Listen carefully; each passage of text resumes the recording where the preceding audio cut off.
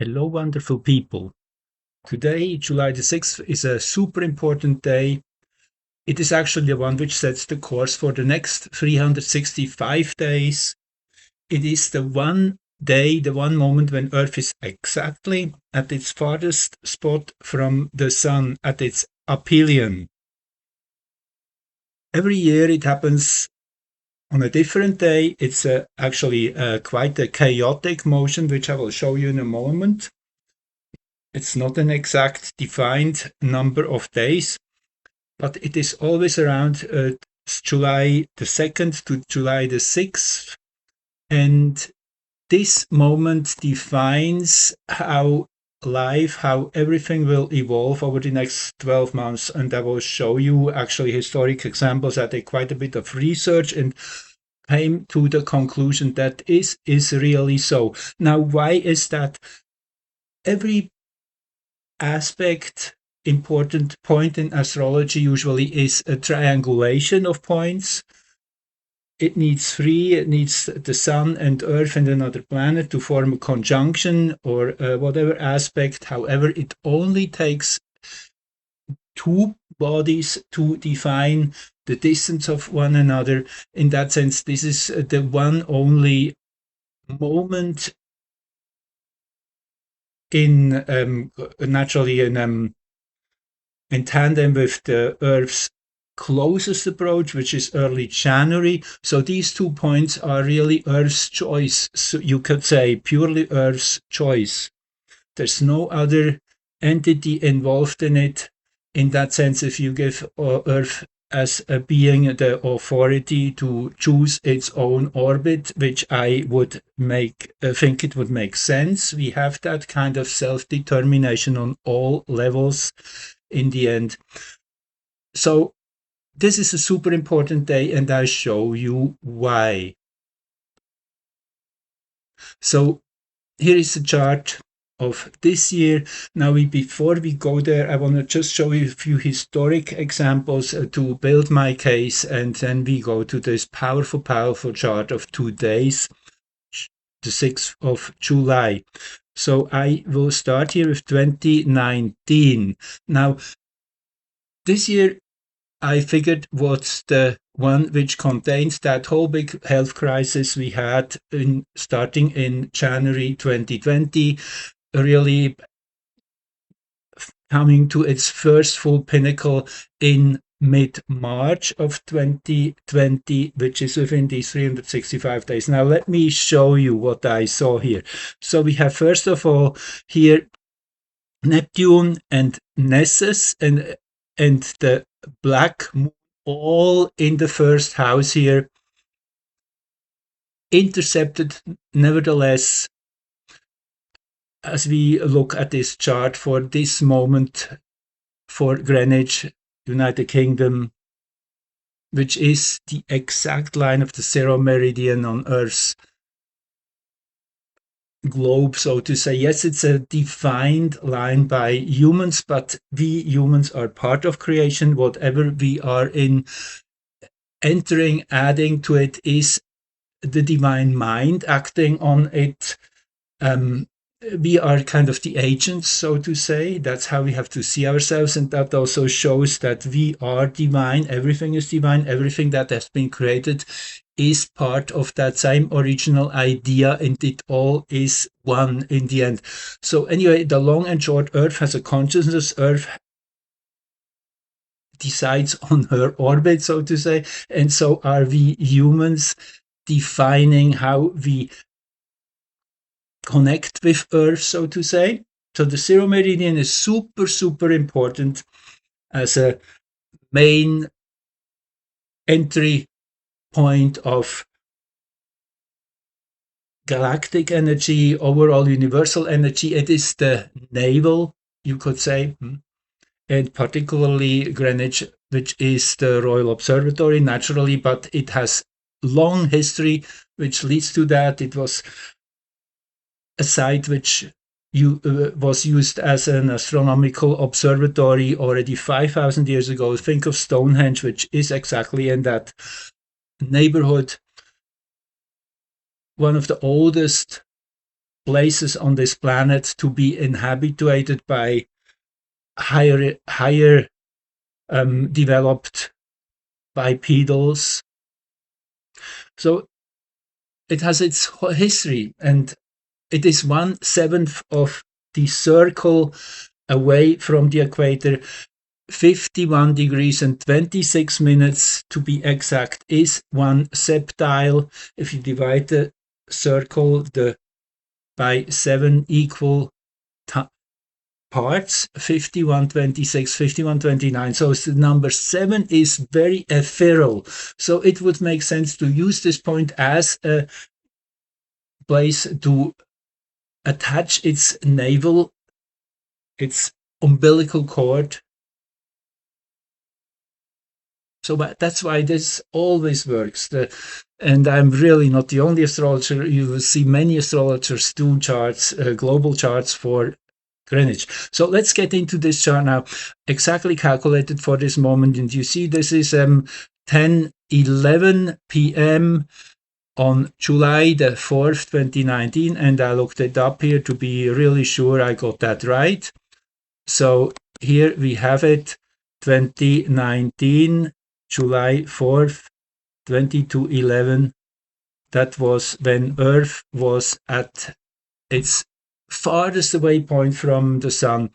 And you can compare that to if you throw up a ball into the air, there comes the moment, if you throw it up vertically, there comes the moment when this ball will stand absolutely still, when it has reached its apex. And stillness, always by principle, is connecting with 0 point. 0 point is when everything comes to absolute stillness, when everything is totally blending into everything else around it, and then it disappears. That's really the subtle truth about our concrete reality, where things become tangible and visible. It is the understanding that it needs impurities to bring the energy out of the vacuum, to bring it into manifestation. There needs to be a slight imbalance of sorts, which pushes it out of that total integration, which is the 0 point, which is total stillness. So it is that moment when the ball stands completely still, which is that magical moment of imprint. And that's what we're looking at here, 22:11. That is 10:11 p.m. in North American time. This is the chart. Now, let me show you. First of all, we have Sedna and Hygeia. Hygeia is about health and well-being. That was the main aspect going on all through the early months of 2020. They had 3 conjunctions after all. Sedna had to do with the whole social distancing thing very strongly. Sedna nevertheless comes out of that long recluse, 13,000 years in the range of, it has been away from the center of the solar system, diving as deep as 1,000 and plus times the distance Sun has from Earth, or Earth has from Sun, 1 AU, 1 astronomical unit. So Sedna goes out farthest and is really that energy of recluse, of the deep ocean, of being mute, of the deep mysteries, the beyond, the alien worlds, after all named after an Inuit goddess, which represents this extreme culture. In many ways, we definitely can say that, of living in eternal ice, up in the far north. So it is this combination of isolation and peace and recluse, and that was totally making sense for these last degrees of Taurus, where actually there's hexagram 8 ruling, which is a very, very interesting sidekick to this whole time. It was in hexagram 8, which is union. Yes, union. That is when there's an easy way of confluency, when things come together in a holistic way. It's actually the last degrees of Taurus, yes, which is when manifestation comes to a completion in a way. Anyway, Hyjaya in context with Sedna, yes, that is the social distancing thing very clearly at the third house cusp, nevertheless. The third house, which is all about communication and meeting each other. And then there's Astrea here in this house too. Now, Astrea is another of the six asteroids I'm using here in my main chart. These are the six first ones, the six which were first discovered. So this is number 5, by the way. Hi, Jaya. This is number 6. Let's leave it at that. I don't want to go too deep right now, but number 5, Hygeia, 6, Astrea. Now, I have to intercept this. I mean, asteroids are super, super important as the bridges between personal and collective energies. They are spread out in this empty space between Mars and Jupiter, which actually early astronomers who did the harmonics of the distance of the planets, they would have expected one there. It was one missing. Anyway, it took a little longer to find all these small parts, which definitely, yes, it's still a hypothesis. It's not fully proven, but evidence points towards that this was a big planet at some time. And yes, there is people who have received direct messages, like Corey Good in his Cosmic Disclosure was quoting that this was what he learned because he had all the connections to these extra dimensional beings, that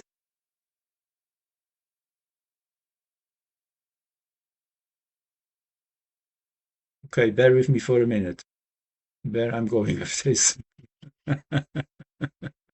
Okay, that this was a planet at some point 500,000 years ago. It was blown up in a galactic war, and in that sense it is it was actually an as the story goes, inhabited planet by bipedals like we are. It was a larger planet than Earth, but similarly very habitable. And so was Mars at the time. Kind of Mars, I guess, was even a moon of that planet at the point at the time. Anyway, they both Mars got deeply scarred in that event, in that galactic war event about 500,000 years ago, and Marduk or Tiamat got fully blown into pieces. So there's a kind of an energy of redemption, because it was a great catastrophe, probably the largest one in our extended history, so to say, over the millions of years. One of the really great crises, deep wounds, which have to be healed, and we are still in that process. And in a way, it is that special gift of that planet having blown up, that it has now all these segments out there which we need to reassemble in a way to bring all into unison, even if it's just symbolic, but in a way that's how it is possible. We can retrace time, we can turn time backwards in a way that is absolutely possible. It's a mirror effect, and we can go back to creation, and that is actually the path we are on. We are integrating these different parts and parcels of this big planet back into one. It's the different roles we are given as humans to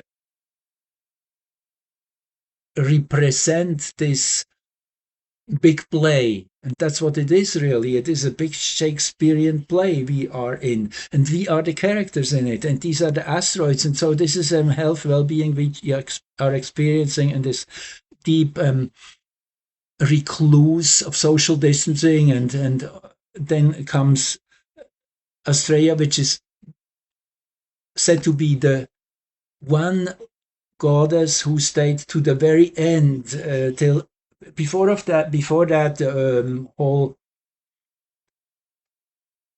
yeah, it was probably a similar time like now. Everything fell in disarray. People started warring with one another and coming into huge disputes, and things were really going bad. People were losing their sense of unity. It was really an extreme separation which was happening at the time. And Astrea, as a goddess, was the last one. All the others had escaped to up to the Olymp, and she was still there to help people sort things out. After all, she was a goddess. She, like all gods in that sense, they are the angels, which we then get to interact with, the energies from higher dimensions, which we are channeling down into this realm. But Astrea, in that sense, represents always dealing with difficulties, dealing with integration of problems, problem solving, bringing things into balance. You see, it's kind of things are in balance. That's what you can say. And yes, they're still kind of nicely arranged, but it's the scales of the the blades of the scale which have tipped sharply. So we have to bring things back into balance. A famous early example of me working with that asteroid was a client who had this asteroid, Astrea, right in midheaven. And she was one of those organizers of the Exxon Valdez cleanup. That was one of the first big catastrophes with oil in near Alaska. She was in charge of cleaning that up. I have a very good friend who works with really difficult foster kids, has done that as a living, as a career for decades, and she has Astrea at the ascendant, kind of really closely experiencing this energy in a personal script, in a personal way. So this makes perfect sense that in Gemini, after all, with communication, it had to do. Anyway, the beautiful thing is also Bienor here, and Kundima. I don't yet have it even in pronunciation. Kundima. Kundima. There's this sound in the throat which is really unusual for us, but Kundima. Kundima. Anyway, it's an African energy and a deity. I want to say, and has to do with the ability to, when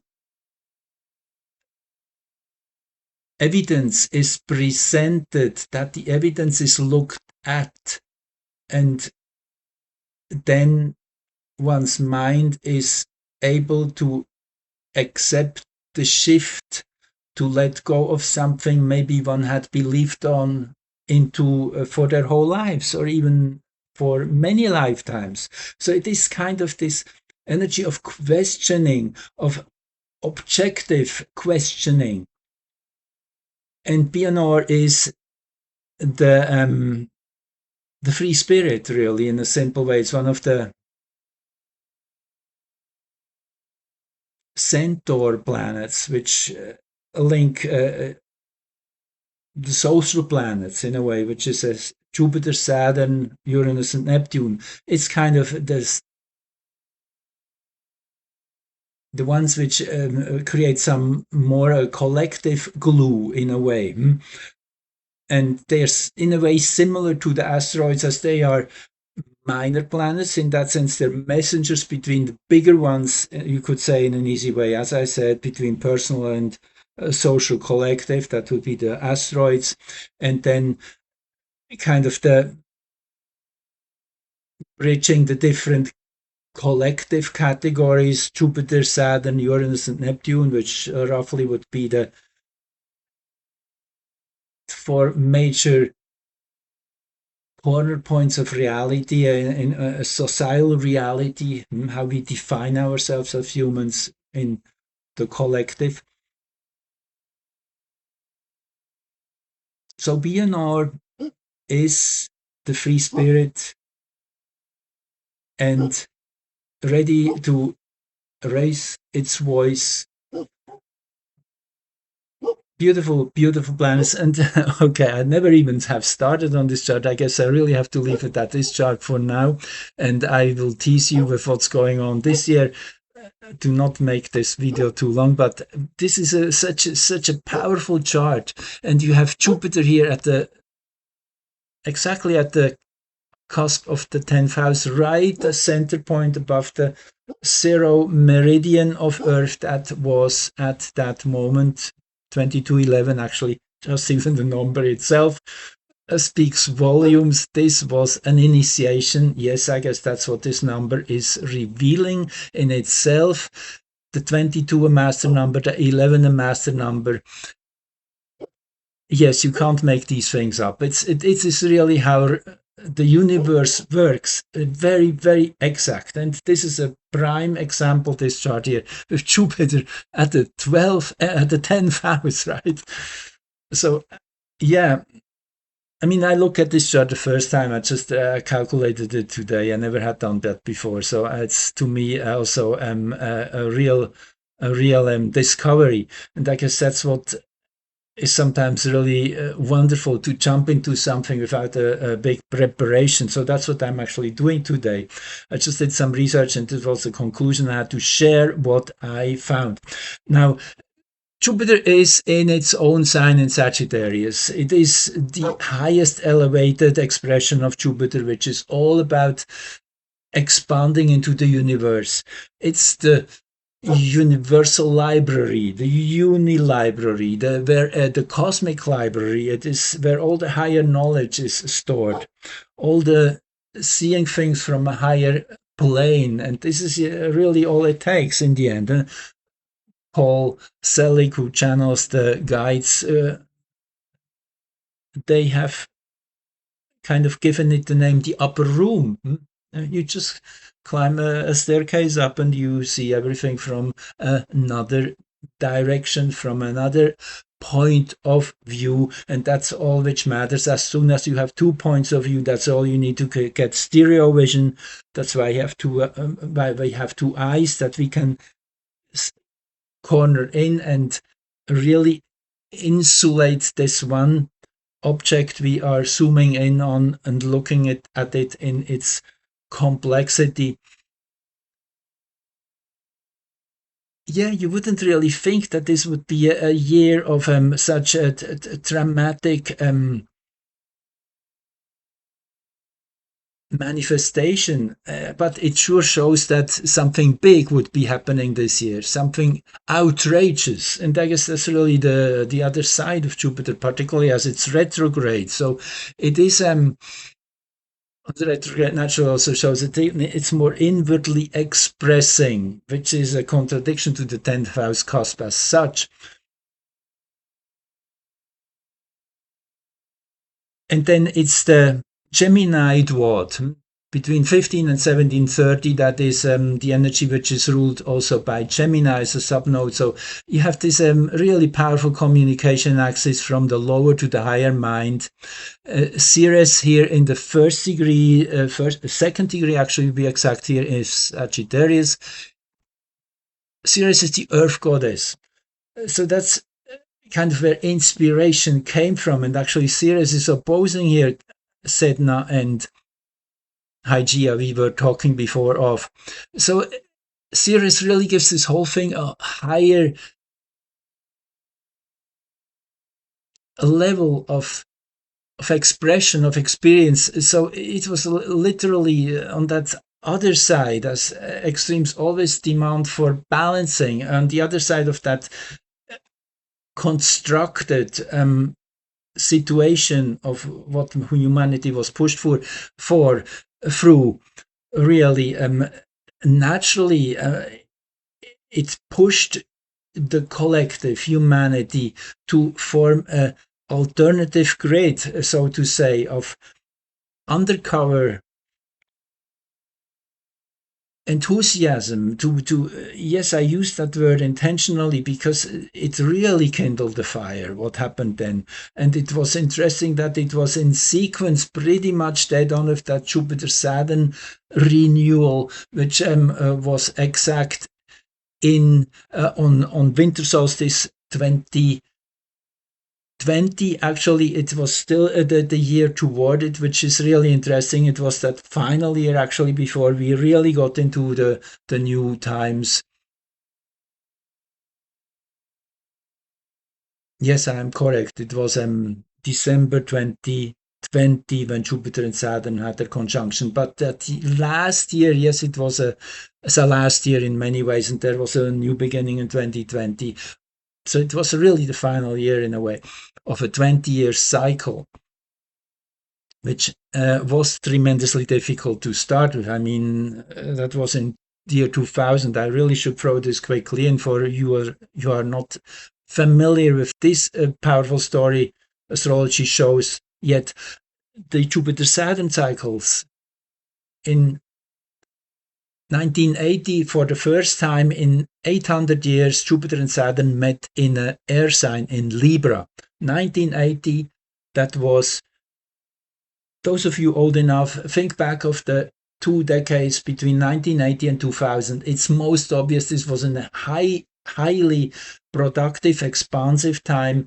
We were literally connecting in whole new levels. The internet was born in that decade.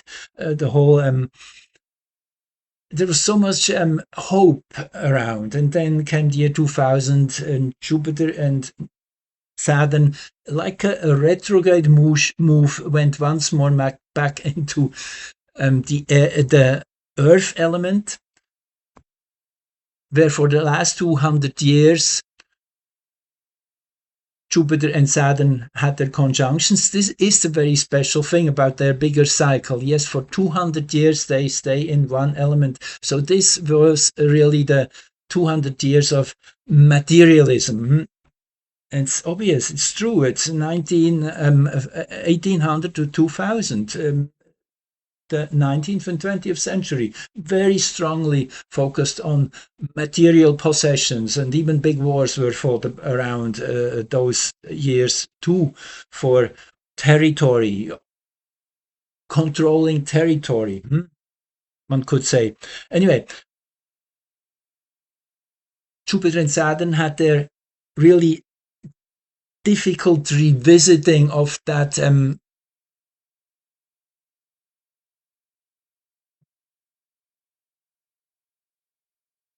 let me think, I need to get the right word here. Gross. It's the gross reality, the very material, the very heavy. It's the extreme expression of Saturn, you could say, where you really are tied down in a way. So,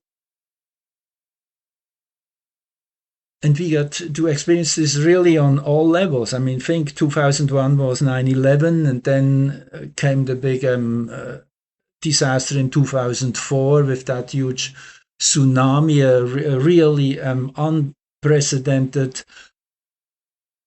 calamity, catastrophe that was. And then came the financial meltdown in 2008. Was followed by a few really difficult years. There was lots of hope around 2012, but in many ways that expressed in a different way than was initially expected. It was more subtle. It was it was not a direct shift and push into something new. It was induced. There were many of the early revelations of where it was going were around that time. 2011, 2012 was a very important seeding time in that retrospect, but we were not there yet. So we had to go till 2020, till December 2020. Literally, that is the conclusion which comes out of this. So this is the last year we are looking at, that finalization of that 20 heavy years. And nevertheless, we have Saturn exactly the south node. I mean, this chart in itself is a jewel. It really demonstrates the power of that moment. The south node with Saturn, yes, back to the heavy, reliving it once more from ground up, totally getting sucked into it. And yes, it was very sad in many ways, and but it is, we have to own it. And I guess astrology really helps us owning our history, owning our experiences, personally and collective both. And now I'm really tuning into this collective level. That is my passion as being born in the sign of Pisces. I have that kind of connection to the more greater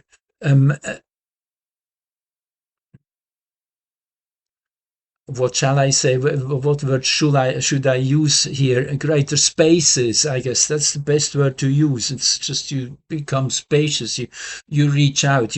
You're coming to an understanding of the whole universe in a way that is definitely possible. Astrology gives us this portal. So anyway, and if you look, this is the midpoint, the exact midpoint between Earth and Pluto. I mean, you don't have to be an astrologer to understand the symbology of it. And it's in the sign Capricorn. Earth is in Capricorn, right? That's true about every year now, because it is 365 days approximately apart, the moments when Earth is farthest away. So Earth is almost in Capricorn, so it's kind of a new beginning. It's very obvious from that level, on that level too, because Capricorn is the architect. It's the one which puts out the design, which crystallizes the idea, and then, in a way, that's where the process starts. It's winter solstice. It's really where the seeds are planted. Makes total sense. So anyway, Earth here always in one of these early degrees, somewhere between roughly 10 and 16 degrees. It will be, as we go through different years, that random moment, that random motion. Earth moves sometimes a little faster, a little slower. I'm going to show you this once more because it's really interesting. You see here the number of years, the number of days between those moments, ranging between 367. This is one extreme here, to 363. Yes, I guess that's the range. So anyway, I mean, we have such a wonderful science of astronomy who can calculate all these moments so exactly, and that's actually how it was in ages before the separation came. Galileo Galilei was one of those astronomers, astrologers. So was Isaac Newton, so was Kepler. They all were astrologers too. Yes, this has not been reported in their Wikipedia page because this is not really what they want us to know. It's a secret. It's a secret science. It's an esoteric science, really, and that's why it is one of the special things about our present times, that everything esoteric and hidden is coming to light, is becoming available now through GPT and such, and you can put in Saturn astrology, and then it will spit you out the basic meaning of what Saturn means in astrology, and you can learn everything and anything through the internet now. And naturally, the cosmic science of astrology is the royal science. It is the next leg up. Is where we are relying on the astronomers, very thankful, grateful for their hard work of piling all these numbers, creating the equations which allow us to forecast where and and this goes forth and back in history. So that's what I said before about reverting history. This really is the tool to it. It's the wheel of time. We can spin it forward, we can spin it backward, and it will always give you a energetic understanding of that moment in time. And if we then have historical records which we can bring this time into the visual, into experiential, we can connect with it and we see how the planets play out, like here. It's quite magical. Anyway, I'm getting a bit off track here. I want to really say a few more things. Aquarius was rising. Yes, it was definitely a communal experience. The whole world, the whole globe became one. Very, very Aquarian energy. This is here in the last segment. Actually, this is a very high frequency I Ching oracle, which rules these degrees between 24:30 and 007 minutes into Pisces. That's how this hexagram overlaps the two signs, which is 30. Fire below and fire above. It's the double fire. Fire diagram here, fire diagram above. This is pure light in a way. It is the essence, the spirit. It's the one element which really is the most dynamic. Yes, air is dynamic too, but air in a way needs fire to be activated. That is kind of, if you look at it, if you have no energy of motion in a chamber of air, if you want, the air is still. It only comes to visibility when there's fire interacting with it, energy when it's animated. The hot air balloon. Anyway, a very a beautiful sign again for that times. And then, yes, I mentioned at the beginning of the reading here, this is really which shows the content of that year. Nessus is pathological experiences, in that sense, interactions between the social planets. The east point, the equatorial point, I should say, is the ascendant on the equator. A super important point to definitely equaling the power of the ascendant. This is at this 1/7 of a circle above the equator, versus this is on the equator. So many astrologers actually argue this is more important than the ascendant. Naturally, it is in that sense, yes. So the equatorial point here with Nessus and with Neptune, pathological, something you can't see, you can't smell. This is the virus. This is kind of the ghost in the room. Nobody really can see it, but everybody is told it exists. And we have to be afraid of it. That's Nessus, yes, and the black moon naturally in Pisces.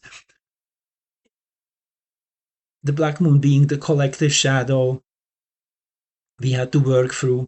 And interestingly enough, I mean, you see this chart, that root goes back to July the 4th, 2019. And by the time actually the whole epidemic broke out, the black moon was already in Aries. And actually, I just want to show you this quickly, as this is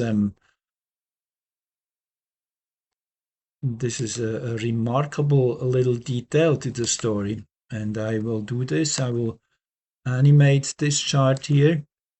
And now I can go forward here. This is a beautiful feature of solar fire. You see, I'm now jumping here from July to next March in a monthly gaps. So here you see the planets moving. For example, 2 months later, you see the black moon, the shadow point is here already, has moved from around 7 degrees to about 14 degrees.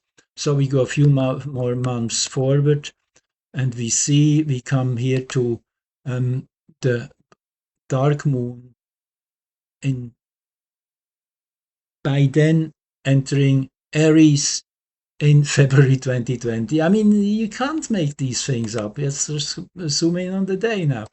Let's just see. Okay, here you have it, 29:57 on the 26th of January. And on the 27th of January, the shadow point, the collective shadow, is in Aries. So it's kind of that was the incubation from July on, and now it comes into full action. Now it's played out. Here up to meet Chiron, the wounded healer. I mean, it's the perfect setup for what we had to go through, what we had to experience, and that's really, really showing in this chart on so many beautiful levels how this was a seed event and an initiation, a very, very important event. You see a Salacia here. Salacia is the energy you see when the sun reflects in the water. That's when this energy becomes visible, when it's the interaction of fire with water, and it is that sensual pleasure of them playing with one another. Salacia is the wife of Neptune, by the way, and the wife of Neptune in Greek mythology, so you get the connection. It is also salacious, that is another word which comes out of this root, of this name of Salacias, but it is much more than that. It's really enjoying something from inside out, and that with the collective shadow and that call for healing, that call for doing the job, getting it done, being at service and integrating that shadow and rebirthing it at the same time, redefining it in many ways. It was really a time of naturally personal as well as collective initiation. Anyway, but let's just go back to the initial chart here. So you can see this has been kind of and it's a beautiful example of how interceptions work. You see, this is the incubation period. There's no house line going through this whole sign, so it is an island within the first house. It first has to be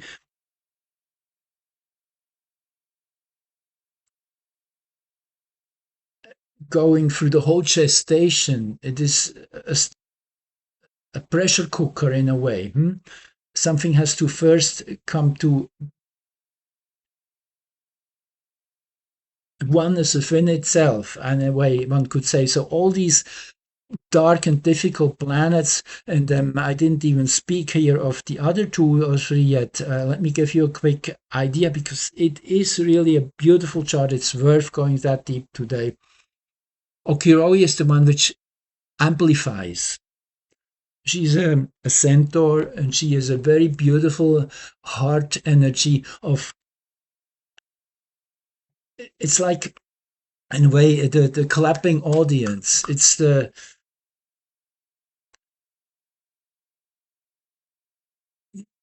cheer on energy in a way.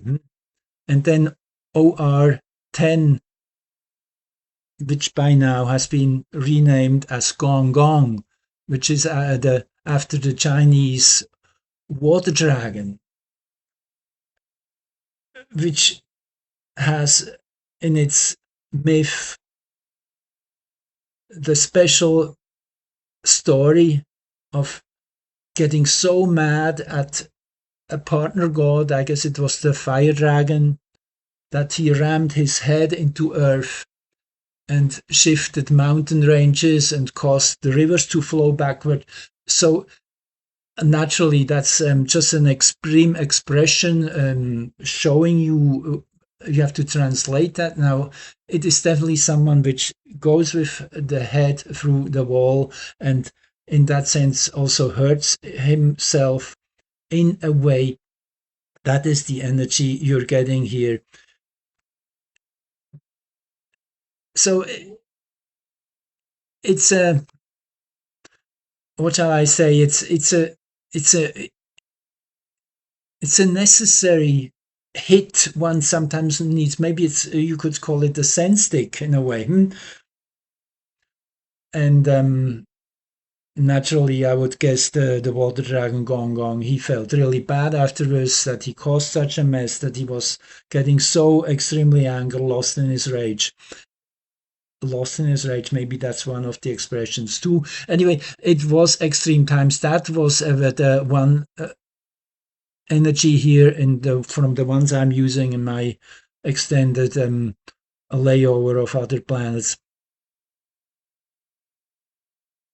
with the black moon, with the collective shadow in the first house as the primal expression, also with Chiron and Eris all in the first house. Chiron, yes, we covered that here with Salacia already. Yes, it's the joy of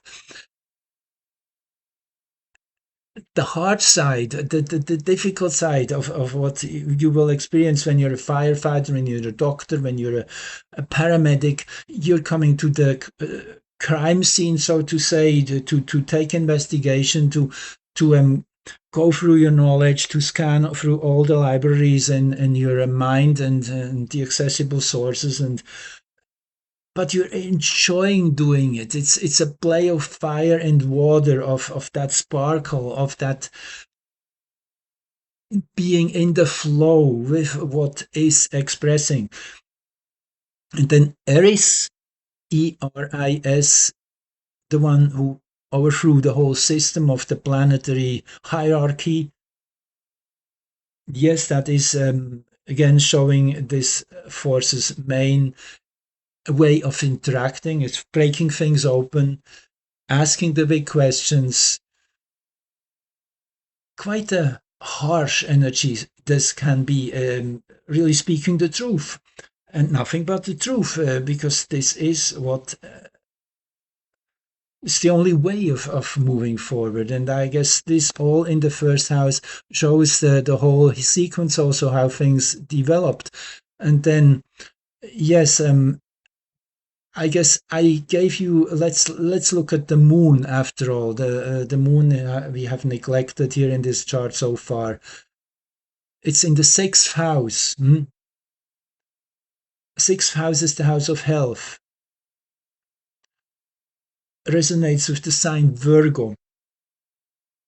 Virgo moon is very, very positive in many ways. It's the energy of being your own parent, of being able to give yourself that inner teaching, to know what is right for you, what you should go, how far you should go, what you would need to improve your physical condition, really being a steward to your body. I guess that's what one could say.